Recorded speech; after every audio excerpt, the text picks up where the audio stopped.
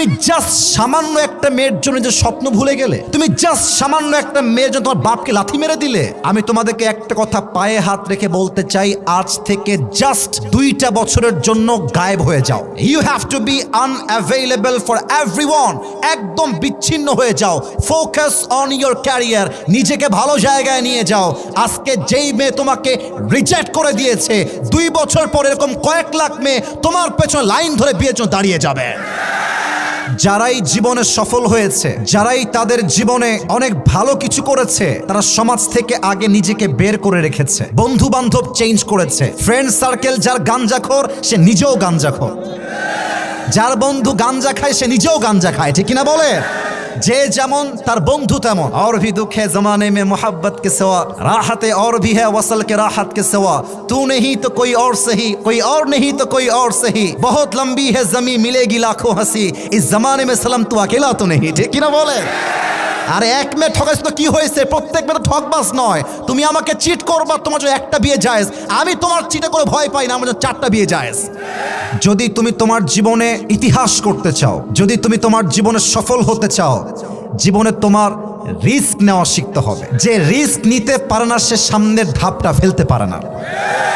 আচ্ছা, এখানে অনেক যুবক আছে যারা সাইকেল চালাতে পারে, এরকম যুবক আছে না নাই?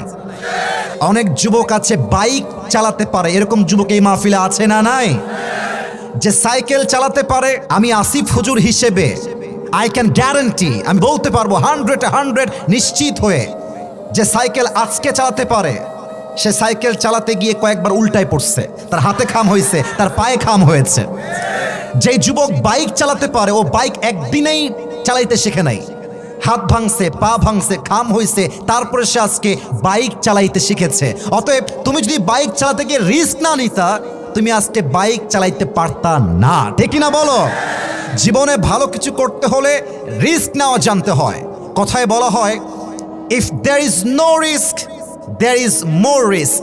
যেই কাজে রিস্ক নাই, সেই কাজে আরো বেশি রিস্ক। এই জন্য, কারণ রিস্ক নেওয়া ছাড়া জীবনে সফলতা দেখা পাওয়া যায় না যুবক ভাইরা, ঠিক কিনা বলো? So try to learn how to take risk.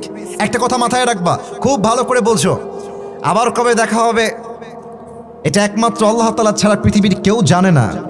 আমি চাই আমার এই কথাগুলো তোমাদের হৃদয়কে টাচ করুক। আমি চাই প্রত্যেকটা জীবনে, প্রত্যেকটা যুবক তার জীবনে সফল হোক। আমরা সবাই চাই কি চাই না? অলওয়েজ অলওয়েজ মাথায় রাখবা, আমাদের যেই যুবক ভাইরা, আচ্ছা, আমাদের প্রধান অতিথি আশরাফ স্যারকে কবুল এবং মঞ্জুর করুক, পড়েন সবাই আমিন।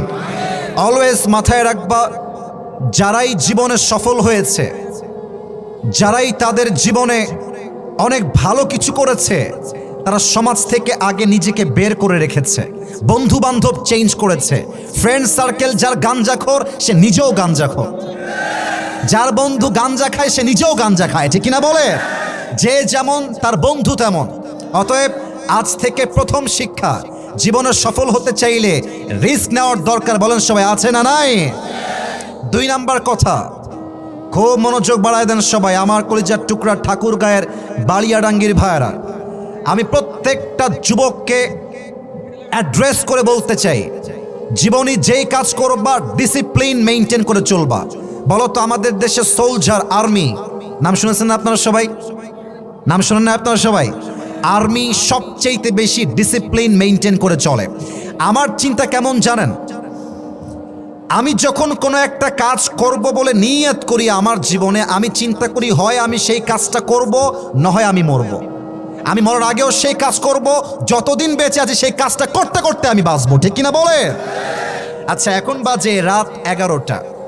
অনেক যুবক দেখবেন আজকের মাহফিলে নিয়ত করবে, আসিফ হুজুর আজকে মোটিভেশন দিয়েছে, আজ থেকে আর কোনো অলসতা নয়, কাজ করতেই হবে। বাসায় গিয়ে অ্যালার্ম ঘড়ি নেবে, ঘড়ি নিয়ে জাস্ট 6টার সময় অ্যালার্ম দিবে, 6টার সময় ঘুমায় আছে, ঘুম ঘুম, হঠাৎ করে অ্যালার্মটা সাডেনলি ভাইব্রেশন হওয়া শুরু হয়ে গেছে।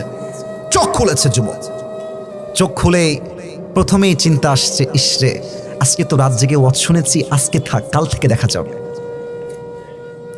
কথা ভুল বললাম না ঠিক বললাম? বলেন ঠিক?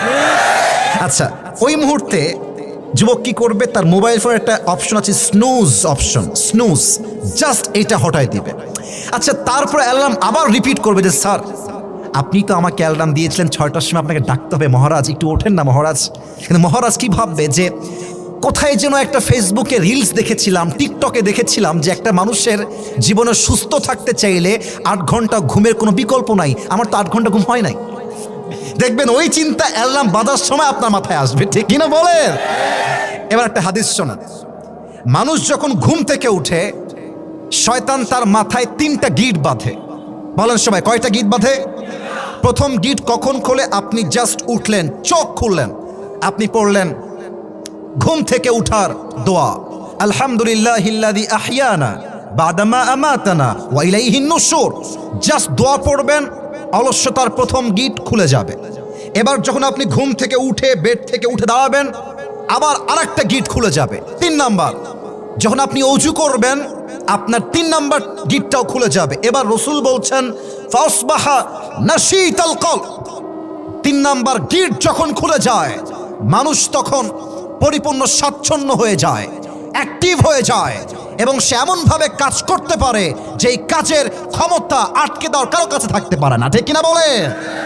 অতএব মাথায় রাখতে হবে যে কোনো কাজ করতে গেলে ডিসিপ্লিন মেনটেন করতে হবে। 3 নাম্বার কথা বলে আমি আমার কথার ভূমিকার কথার ইতি টানতে চাই। এই যুবক ভাইয়েরা, তুমি কোন মেয়ের জন্য জীবনটা নষ্ট করলা? কোন মেয়ের জন্য?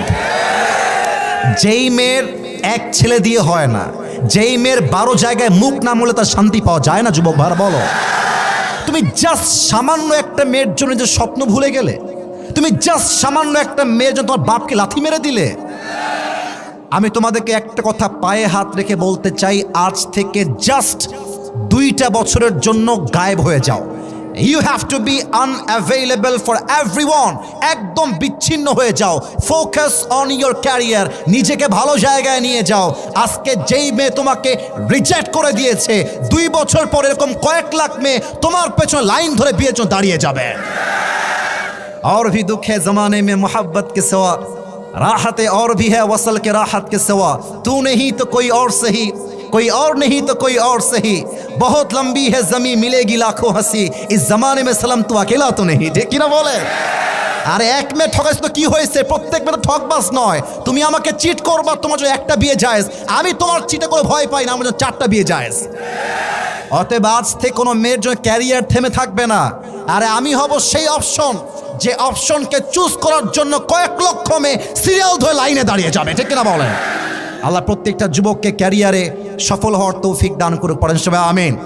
3টা তাকবীর দিবেন তাফসীর শুরু করার পূর্বে। প্রথম তাকবীর দিবেন আমার প্রিয় বিবাহিত ভাইয়েরা। বিবাহিত ভাইয়েরা একটু কাশি দিবেন, মান সম্মান রাখেন আমাদের একটু। হ্যাঁ, বিবাহিত ভাই যারা এসেছেন সমস্ত লজ্জা কাটায় ফেলেন। আরে আমার তো মনে হয় রংপুরের মাটি হচ্ছে সেই মাটি যে মাটির মধ্যে ঠাকুরগাঁও তো পড়ে, বাট রংপুরের প্রথম ইতিহাস হচ্ছে এই দেশের যে স্বাধীনতা আসছে সেকেন্ড টাইম, তার সূচনা রংপুর থেকেই শুরু হয়েছিল। আওয়াজ যেন কম না হয়। প্রথম তাকবীর দিবেন বিবাহিতরা, সিঙ্গেলরা চুপচাপ থাকবেন। বিবাহিত ভাইরা আমার সাথে তাকবীর দেন, নারে তাকবীর। আপনার নাম্বার পেয়েছেন 75। Now it's time for the single people. সিঙ্গেলরা একটু রেডি হয়ে যাও, কাশি দাও একটা। আল্লাহ জানে কারা জিতে, আমার কোনো ইনজাস্টিস করার চান্স নাই। Camera is open, they are recording my video. আমি চাই ইনসাফ ভিত্তিক নাম্বার দিতে। এবার টাইম হচ্ছে সিঙ্গেলদের। বিবাহিত ভাইয়ারা তালা দিবেন মুখে, keep quiet, keep silent. Single ভাইয়ারা লিল্লাহি তাকবীর। বিবাহিত ভাইয়ারা আমাকে মাফ করে দিবেন। হয় নাই, আপনারা পারবেন না। যার মনে যত কষ্ট বেশি তার গায়ে তত জোর বেশি, তাই না বলো? আল্লাহ আমার যুবক ভাইদেরকে কবুল করুক, পড়েন সবাই আমিন।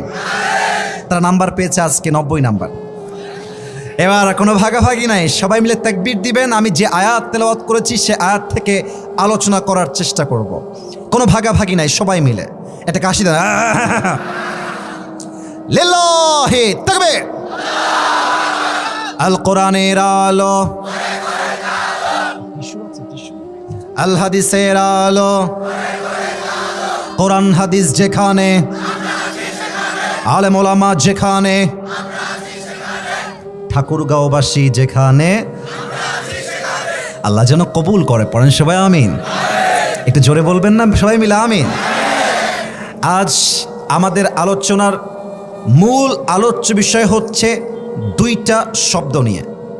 আমার লেফট হাত দেখবেন, বলেন সবাই কয়টা শব্দ নিয়ে? আসতে হলো, সবাই বলেন কয়টা? এক, মৃত্যু। দুই হচ্ছে কবর। আমি সবার থেকে জানতে চাই, এক, একটু জোরে ভাই, এক, দুই, মুখস্থ হয়ে গেছে সবার। আর একবার লাস্ট টাইম, এক, দুই। এবার আমি কোরআন থেকে কিছু আয়াত রিসাইট করতে চাই, just to explain what is the death. মৃত্যু আসলে কাকে বলে? প্রথম প্রশ্ন করতে চাই, এখানে যে যুবক ভাইরা এসেছি আমরা, মুরব্বী আব্বা জান যারা এসেছি, মরতে হবে না এমন কেউ কি এখানে আছে? কুল্লু নাফসিন যায়িকাতুল মাউত, everyone has to take the test of death. প্রতিটা মানুষকেই মৃত্যুর স্বাদ গ্রহণ করাবে একজন, বলেন সবাই তিনি কে? আচ্ছা, আমার দিকে একবার সবাই তাকান তো। হয়তোবা আমাকে আপনারা সোশ্যাল মিডিয়া, ফেসবুক, ইউটিউব অনেক জায়গায় আগে দেখেছেন, আজকে অনেকে ফেস টু ফেস আমাকে প্রথম দেখছেন। আচ্ছা, লজ্জা নাই, কোনো প্রকার কোনো হ্যাজিটেশন নেই। আমি জাস্ট একটা প্রশ্ন করব, মন খুলে উত্তর দিবেন, কোনো ভয় নাই, আমি ধমক দিব না কাউকে। আমাকে আজকে